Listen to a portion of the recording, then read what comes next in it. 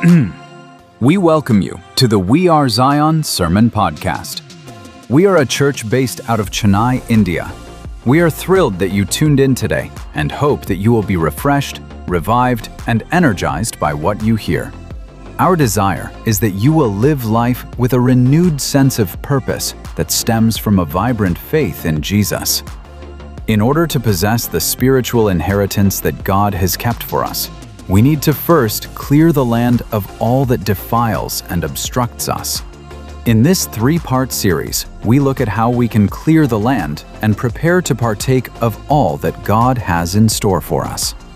Every one of us has boulders that are left in the landscape of our lives from hard times in the past. What we do with these boulders matters.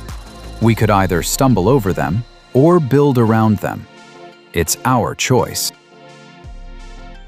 As you know, we've been doing this series on Clear the Land, and we really feel we're coming into a season of possessing the things God has marked for us. But as we were talking a couple of weeks back, before you actually possess something, you need to clear the land. Because there is so much of stuff that is collected over years, decades, generations that becomes like clutter in our lives. And unless we clear the land of those things, we really can't fully possess that which God has for us. And we looked at how first we need to clear the land of beasts. We then looked at how we have to clear the land of barriers, naming it, negating it, nesting. And today we're going to be looking at clearing the land of boulders. Boulders are basically rocks. Anything above 25 centimeters or 10 inches constitutes a boulder. If you've ever been on the highway, you've done a road trip, you will find these beautiful boulders seated very, such a beautiful way on top of each other, making a beautiful landscape. But these boulders don't just start off as boulders. They're basically part of larger rock formations with consistent weathering by the wind and rain and other things. These rocks get formed differently. They get shaped, cut off major rock formations, formed separately, get smoothed edges. They have beautiful undulations on it. And that's how a boulder is formed. So a boulder is actually formed because of serious erosion and weathering. It's rough and tough circumstances that create a boulder. And if I was to make a direct correlation spiritually for you, this is what I would say. Each of our lives have things that have roughed us up. We've had eroding things happen to us. We've had health issues. We've had losses. We've had grief. We've had trauma. We've had, setbacks and struggles which have weathered us down, made us weather beaten. The storms of life have sometimes made us so weary and have crushed us. But the beautiful thing is that the boulders that are left behind as a result of all these situations in our life are not completely useless. They are good reminders of where we used to be. They are reminders of what we have walked through. And so today, we're just going to be looking at what are some of the examples of situations that actually caused these boulders in our lives, right? Some of this, when I was just sitting and looking through, just generally from people we know and our lives, that sometimes suffering causes boulders. When you go through a prolonged season of pain, of grief, of trauma, of loss, there are boulders that get formed just purely because you have been beaten up in a storm of life. You have been put through the ringer. And it's very normal that these seemingly harmless yet outcrops of boulders get formed. Sometimes it's pain, physical pain. If you're someone with chronic ailments, you will know what it's like to live with pain all the time. And with that comes certain boulders. And then sometimes you have mental pain, just the pain of loss that you cannot verbalize, you can't feel in your body, but it's in your mind, right? Emotional pain. And so most of these issues in our lives cause boulders to get formed. And what are the boulders? Boulders are the things that cause us to stumble. Okay? Examples of that. Doubt. If you struggle with a prolonged ailment, you've not received healing even though you've prayed, you've gone for prayer, you've used prayer oil, you've taken medication, and still you're struggling with pain, it is normal to move into this thing of, is God really there? Does he want me to be healed?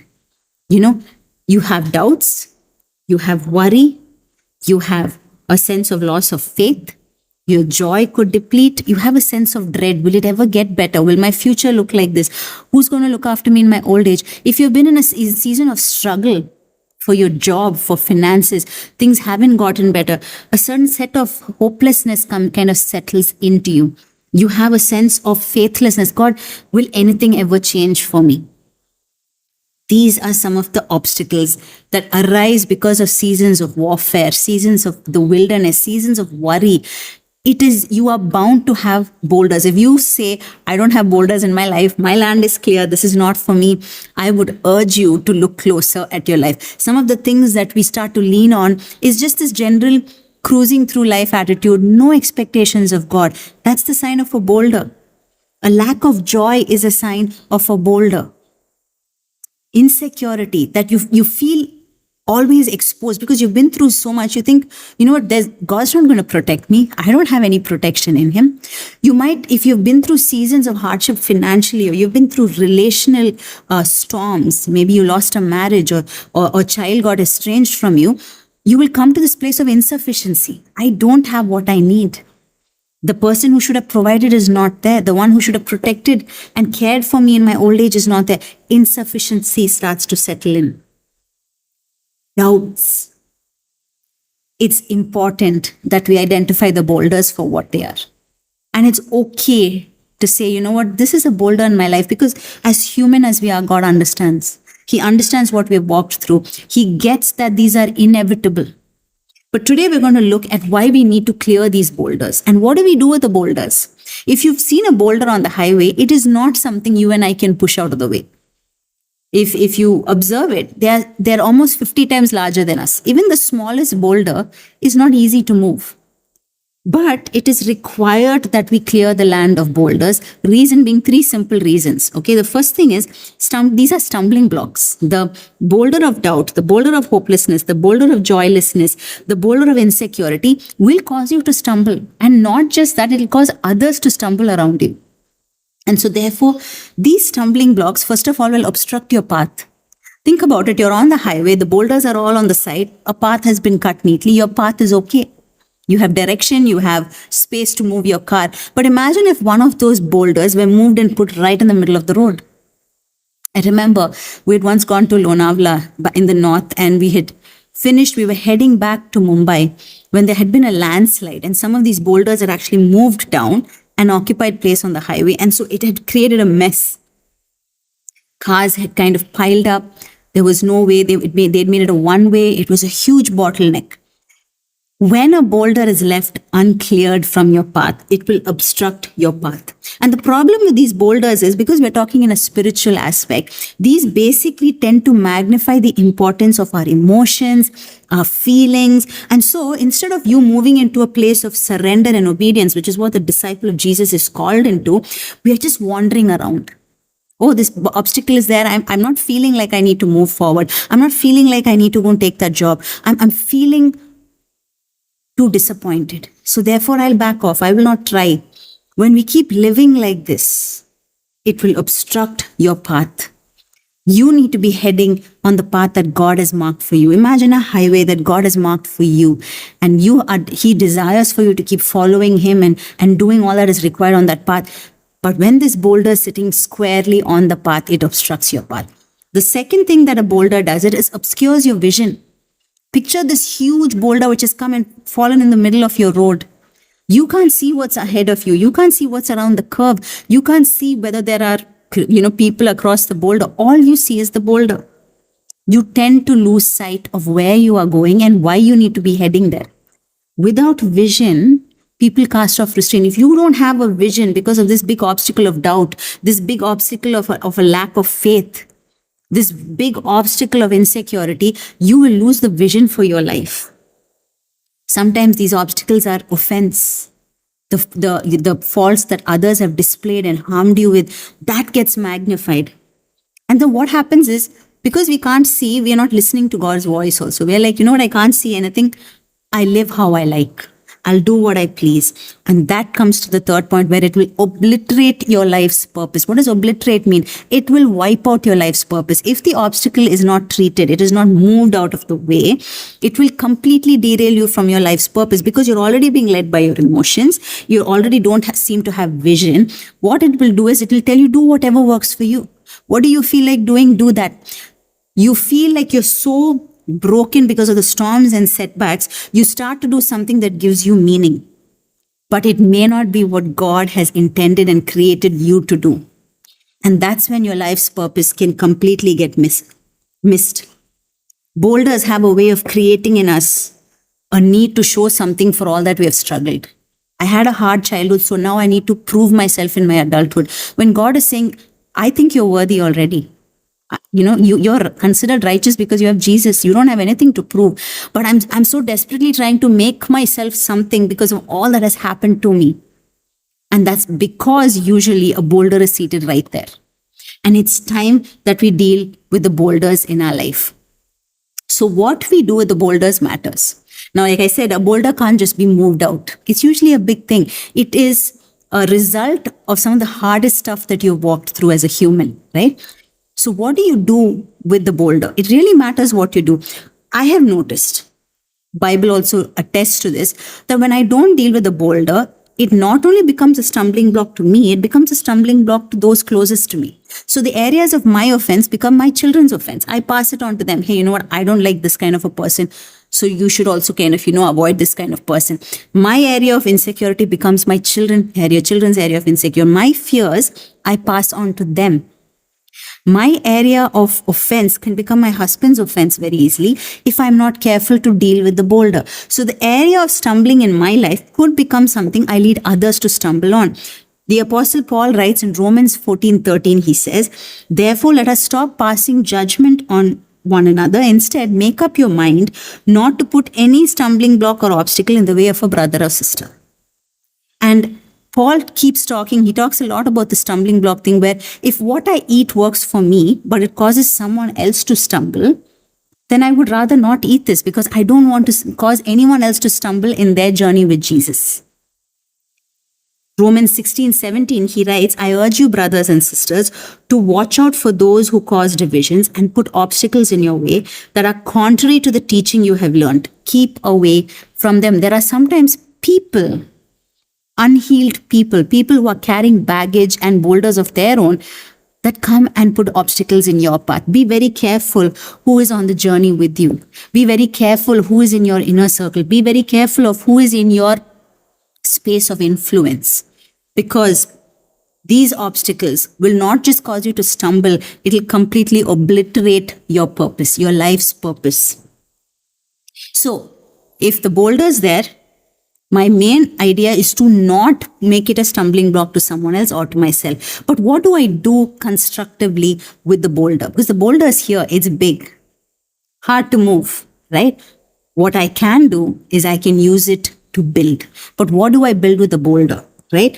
What do I build with the boulder? If you've seen a house, you don't generally build houses with boulders. So building a house, not very possible. Maybe building a huge temple or a palace also may not be possible. But I believe there are three things that God desires for us to build with these boulders. And before I get to that, today we're going to be looking at one particular story from the Bible, a person from the Bible who I personally have not loved deeply. He's one of the most, he's such a controversial character, but he's so vital in the story of God, right? And his name is Jacob. Jacob, his very name means heel grabber, a deceiver. A sad name to start off your life with, but he came out of the womb behind his twin brother, gripping his twin brother's leg. And that's why they named him that. His brother was Esau, and they were born to Isaac and Rebekah. Right? And when he was in the womb, God had spoken to Rebekah, his mother, saying, the older will serve the younger. So he was already set apart in the womb. And God had planned that Jacob would be the successor to Isaac. But Rebecca, like all of us well-meaning moms, decided to orchestrate things to make sure that he got the birthright of the older child. And so she actually pitted him against his older sibling. He stole the birthright from his dad, got the blessing that was meant for Esau onto him. But Esau didn't leave it there. He said, I vow when my dad dies, I will kill him. So this is the setting. And Jacob runs from home, never to see his beloved mother, the one who pampered and loved him, never saw her again. He ran away to his uncle's place, his mom's brother's house, and started up a new life there. He married. His daughters had 12 children, 12 sons, one daughter, tons of flocks and all of that. But when you look at Jacob's life, it was not an easy one. It was one where he had to strive. It was one where he had to, really overwork. It was one where he had to really plan and plot his way across. One might even call it conniving, because that's how Jacob was wired, right? But Jacob many times makes it sound like he was self-made. Some of the narratives kind of come across that, but at one point he had to acknowledge that it was the God who had blessed him through his father that was bringing about this much increase, that was bringing about this much of prosperity. And so he had to come to that. But the storms of his life, some of them his own doing, some just happened. He happened to step into the household of his father-in-law, his uncle Laban, and the stuff that ensued was terrible. And so there were a whole bunch of boulders in his life. I want to name a couple of the boulders that when I was studying those chapters, these are some of the boulders that stood out to me. The loss of his birth family, that was a huge boulder. There would have been a lot of abandonment. He was running for his life from a murderous brother. There was a constant striving for success. I don't know if you can relate to that, but that's a boulder in his life. Transactional relationships. He says, I will work for you if you give me Rachel. And then he says, okay, but he gives him Leah instead. And then he says, okay, fine, you work another 7 years, I'll give you Rachel in the next week. So you see this, there was a lot of transaction going back and forth. He had to labor hard in harsh conditions. He had to take the fall for losses in the flock. So he also had wayward and unruly kids, so his parenting was a mess. So he had a lot of boulders to show for that. Oldest son slept with one of his maidservants, and then his 2 sons went and murdered an entire community. So a lot of violence in his family. Unhappy wives. At one point, Rachel, his favorite wife, was angry with him for not giving her children. And Leah was always competing for his attention, felt unloved because she wasn't loved by him. She wasn't seen by him, but God compensates. But this is another boulder. He thought he lost his precious son, Joseph. For years, almost 13 to 15 years, he had no clue, more than 13 years, I think. He had no clue that Joseph was alive. He assumed he had died. His sons told him he's been killed. So he was grieving the loss of his favorite child. His daughter, Dinah, was raped by people in Canaan. He had neighbors who became enemies because his sons went and killed an entire community. Think about it. The boulders must have been many. Lot of remnant boulders of the storms, the setbacks, the struggles. And it left him marked because just before he met Esau, he wrestles all night with an angel of the Lord. And when he cannot be, the angel wrestles him to the point where Jacob doesn't let him go. He says, I won't leave you until you bless me. And so the angel touches his hip, wrenches it out of the socket and blesses him and says, you won't be Jacob, you will be now Israel. He changes his name and the angel disappears. But what came out of that was he never walked the same again. He had a limp because God had met him and God had touched him. And here were all these boulders that were still in his life. He was still dealing with the repercussions of a lot of his actions, a lot of his partiality and a lot of those things. But what did he do in important seasons of his life? He built specific things. And that's what we're going to be looking at. Jacob was like you and me. When you look at the number of boulders in his life, I'm sure you will at least be able to relate to 2 of those boulders, 2 of the things I mentioned. And how do we know that Jacob had a hard life? When he meets Pharaoh in Genesis 47:9, he says, the years of my pilgrimage are 130. My years have been few and difficult, and they do not equal the years of the pilgrimage of my fathers. Few yet difficult. Jacob didn't have a cushy life. He had to fight. The thing is, had he trusted God, he and his mom, if they had trusted God, God would have put the inheritance in his lap. But he took a different route. And what it led to was a whole bunch of boulders. Right? The struggles, the torment, the hardship, the setbacks had produced boulders, just as it has in yours, just as it has in mine. But our job is to first identify them as boulders, because if you consistently are stumbling over it, you know it's a boulder. Hey, when I come to this point of when I remember this particular thing, I'm unable to trust God. That's a boulder. When I remember this particular thing, I get resentful of people. Boulder. When I experience this particular emotion, which I experienced back then, I feel a deep anger. It's a boulder. It's an area of stumbling. And God is asking us to identify what kind of boulder it is and then to build. Because I believe we're called to build 3 kinds of things with these boulders in our life. See, because you're not going to be able to shove it out of your life. You cannot pretend it doesn't exist, but you can build around it. And what are you going to build? I just use the acronym of MAP, M-A-P. The first thing is M, memorials of thanksgiving. When you look at these huge boulders in your life, the grief, the trauma, the abuse, the neglect, the abandonment that maybe you've gone through over years, may have been stuff that happened decades ago. When you look at it, you can look at it and say, thank God for what I went through then. It's trained me for what I'm doing now. Recently, I had a moment like that. I was in the midst of doing something really tough. I was having to balance a whole bunch of things. And it came out of my mouth. I just blurted. I said, thank God for childhood health issues. Thank God for it. And Gesham just went, what? He had never heard me say that. I said, thank God for that. It taught me how to fight. It taught me how to fight. It taught me how to push through. I'm grateful for it. What if we were to look at some of the areas of our greatest trial and thank God for it? And say, you know what, God, you were with me then. I thank you for it. If you're remembering a particularly hard season in your life, would you be able to look at it with thanksgiving? Genesis chapter 35 verses 1 to 6. God said to Jacob, go up to Bethel and settle there and build an altar there to God who appeared to you when you were fleeing from your brother Esau. To give you a bit of background, he was fleeing from his brother Esau. He'd left his mother and father behind. He comes to this place. He takes a stone, makes it his pillow and lies down and sleeps. When he sleeps, he sees that angels are walking up and down a ladder to heaven. And he wakes up and says, oh my goodness, this is the house of God. Angels are here. God is here. And so he calls the place Bethel. Now, he comes back to this place decades later. And God says, go up to Bethel, the very first place you went. And when he had that dream and he woke up in the morning, he actually set up a pillar, poured some oil and honored God. He takes him back there and says, this is what you experienced then. I want you to go back there and settle. Verse 2, so Jacob said to his household and to all who were with him, get rid of the foreign gods you have with you, purify yourselves, change your clothes, and come. Let us go up to Bethel, where I will build an altar to God who answered me in the day of my distress, who has been with me wherever I have gone.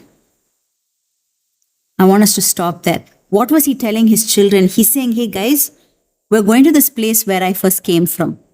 It's a place where I was desperate. I was in distress. God met me. And he has never left me. Today, who you see is because God never left.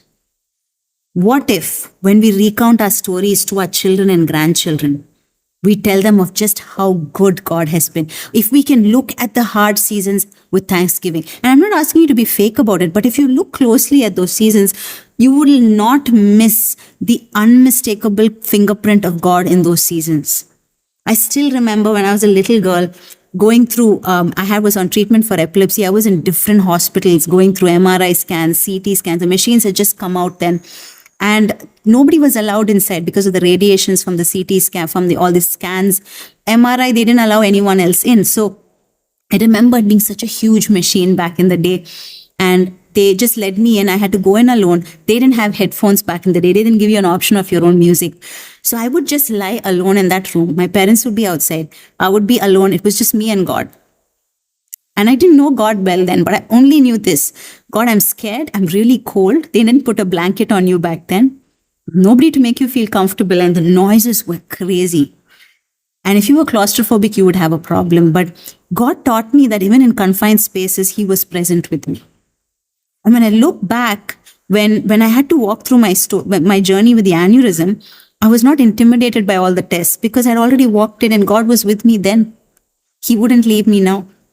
And if we would just look at the boulders and stop making monuments of our pain and say, God, I will make it a memorial of thanksgiving. You brought me from that abusive situation. You rescued me. You healed me. You transformed me. I'm so grateful. Today, when I look back at my life, I'm grateful for weakness. It's made me empathetic to the weak.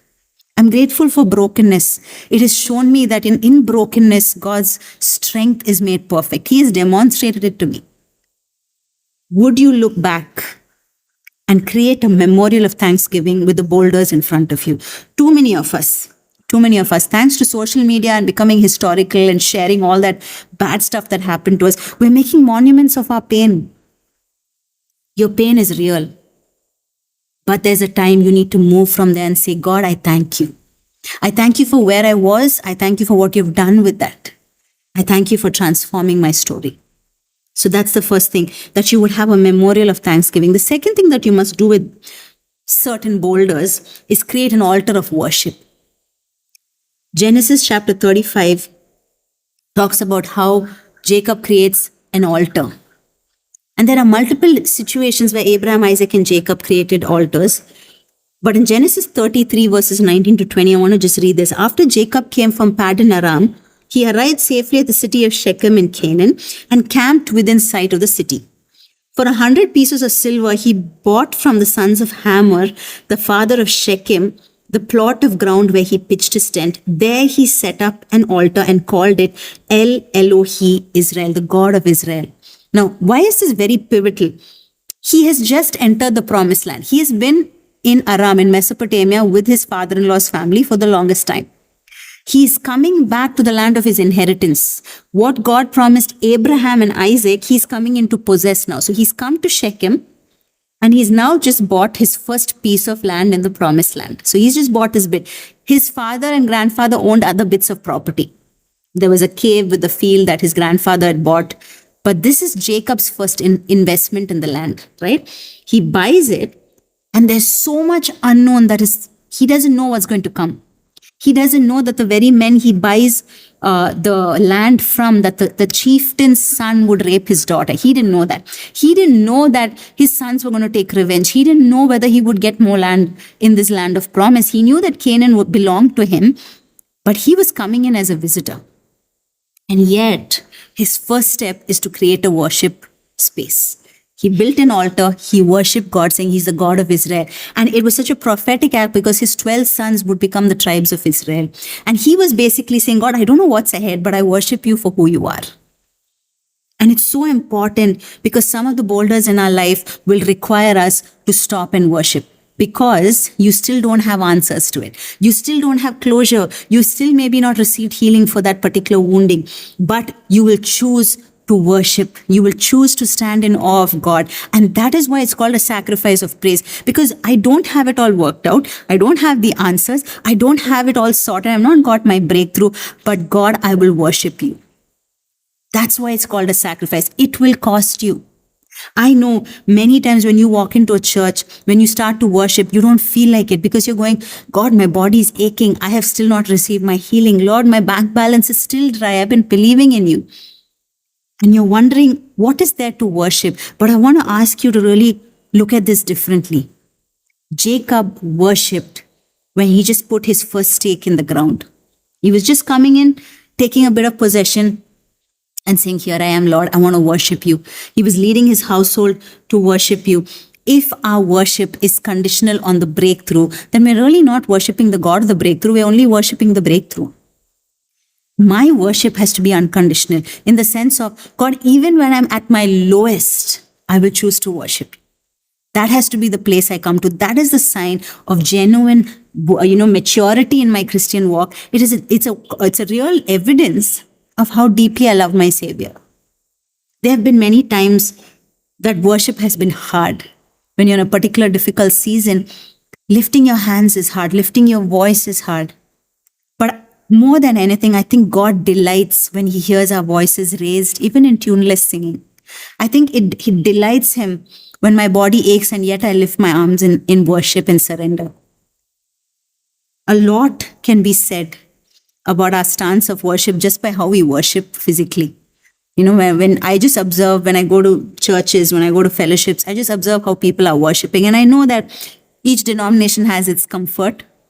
But I find it very funny when I see people in worship stand like this. Because it's almost like, you know what, God, I'm here. Let's see what you'll do. But I love watching those who in abandoned worship, because you know what this posture says? God, I don't have my answers yet, but I trust you because I know who you are. That's what this posture says. So I ask you, what is your posture of worship? If you are waiting for the miracle to happen, then you will worship. You kind of got it backwards. Because faith causes me to worship even when I don't know. Faith moves me to worship even when the answers have not come.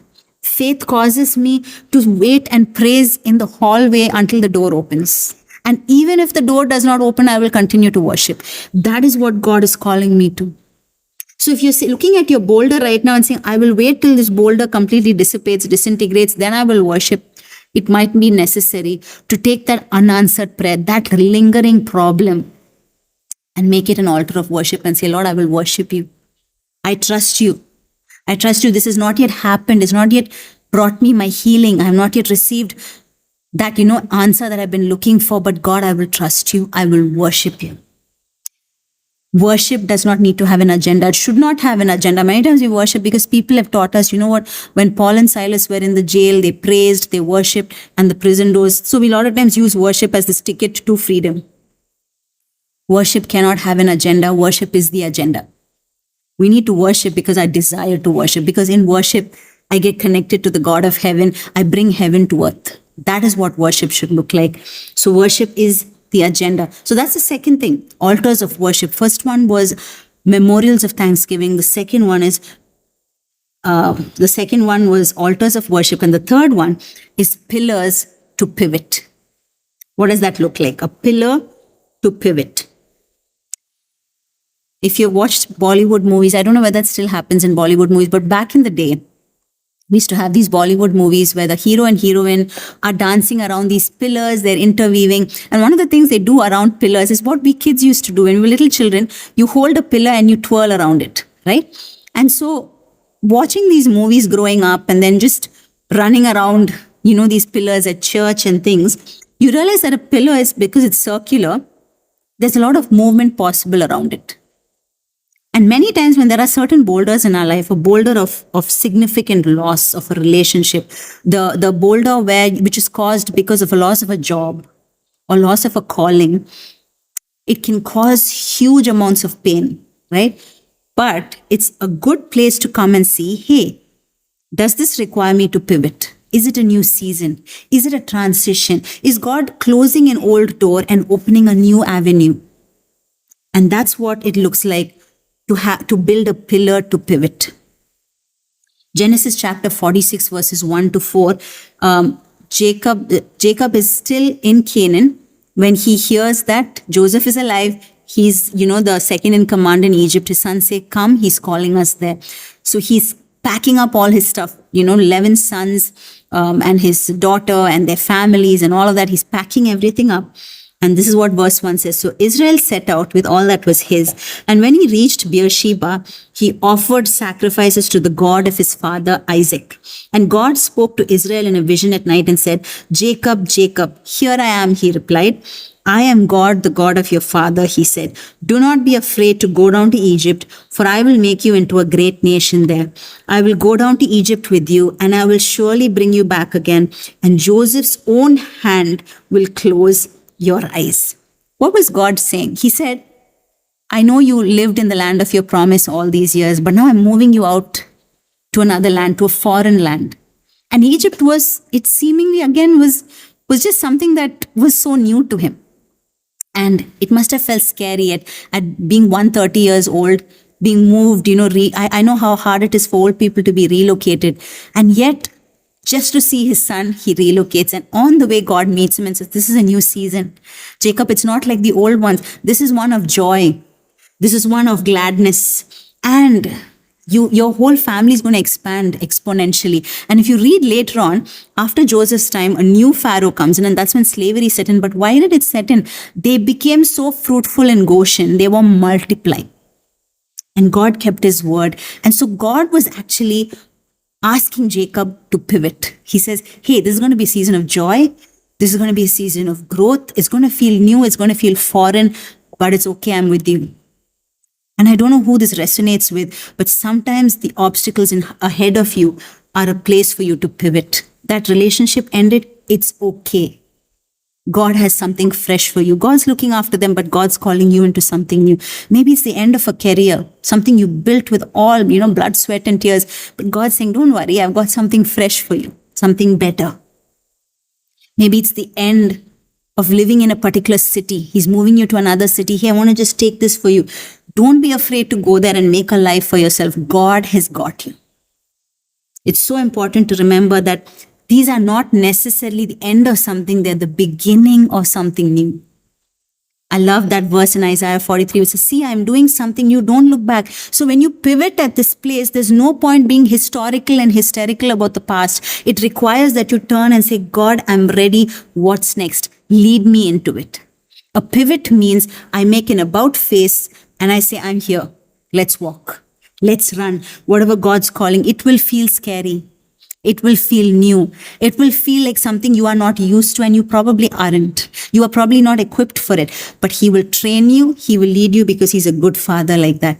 When I think back on 18 years of marriage, when I look at my parents' lives, my in-laws' lives, my siblings' lives, each of us have had very momentous occasions of pivots.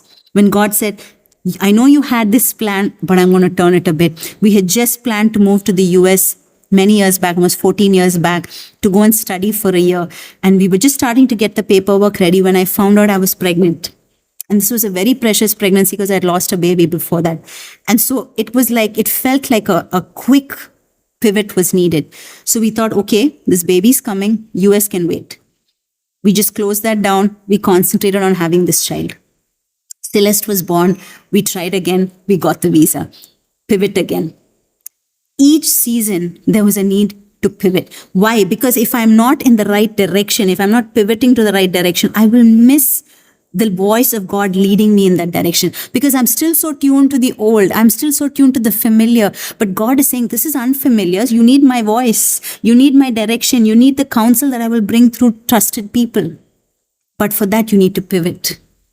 Too many of us, once we have built a memorial of our pain, once were worshipped on our terms, we have missed the point of pivot. Pivot is part of all our lives. To come to a place of saying, yes, I do have these plans, Lord, but if you have a different one, it's okay. I still remember we were in Australia the next year. We had our 2 kids. And Geshem had joined college. And they came up an opening to do evening college just with, dance ministry. And I was so thrilled about it. So I thought, you know what? When Geshem goes for morning college, he can come back. I had all these plans. I love planning. So I thought he'll come back in the evenings and I can go for evening college. I'll apply for dance and I'll go and study. I got the prospectus. I got the forms. I started filling it out. When I started developing terrible nausea, I said, what's going on? And I got myself checked and I found that I was expecting a 3rd child. And I remember the pivot of that season was a rough one because I thought God's brought us into a season of learning. I thought I was going to support my husband by also studying and helping him out. Maybe he would work, I would work, we'd make this work. God had different plans. He said, sweetheart, you can just wait. I'm going to pivot you. And our whole life changed for that year. Geshem studied. Geshem supported us. I had to birth this sweet little boy who came into our lives. Everything changed. But it's so important to quickly pivot. I remember expecting my son. So I was about 1 month or 2 months pregnant and I had severe nausea. It was terrible. I couldn't get up.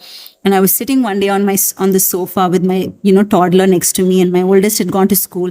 And I was crying and I was telling Geshem, send me back home to my parents. They'll look after me. I won't trouble you. And I remember that conversation Geshem had, one of the toughest ones he had with me. He said, I want you to get up. I want you to own this moment. I want you to enjoy this pregnancy here with me. You are mine. These are our kids. We're going to look after them. I'm not sending you anywhere. I think you can make this happen. It was a moment when he quickly pivoted me to where God needed me to be.